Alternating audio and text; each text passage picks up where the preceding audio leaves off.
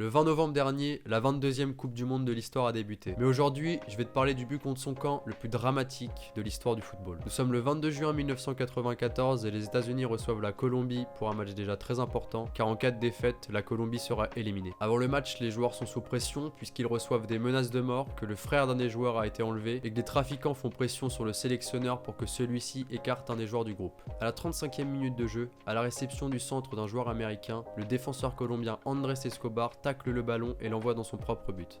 Les États-Unis remporteront le match sur le score de 2-1. La Colombie est éliminée de cette Coupe du Monde où elle était très attendue. Une fois rentrés au pays, tous les joueurs sont placés sous protection policière, le sélectionneur démissionne et plusieurs joueurs prennent leur retraite internationale. Andrés, quant à lui, reste caché 9 jours avant de ressortir en ville. Et le 2 juillet 1994, alors qu'il est dans un bar de Medellín, un homme s'en prend à lui. Ce dernier lui tire 6 balles dans la tête en criant « Goal » pour chaque tir. Le coupable Humberto Muñoz, lié à l'ancien cartel de Pablo Escobar, sera condamné à 43 ans de prison, mais n'en fera que 11 et il sera libéré en 2005 pour bonne conduite. Ce meurtre aura été orchestré par les barons de la drogue qui auraient perdu beaucoup d'argent aux paris sportifs suite à la défaite de la Colombie. Cet acte a eu l'effet d'un choc pour le peuple colombien et près de 100 000 d'entre eux se trouvaient dans les rues de Medellín quelques jours plus tard pour lui rendre hommage. Un monument sera érigé en sa mémoire dans la ville quelques années plus tard. Dans une Colombie rongée par la corruption et l'insécurité, cet événement marquera un tournant dans l'histoire du football colombien qui se détachera petit à petit de l'influence des cartels.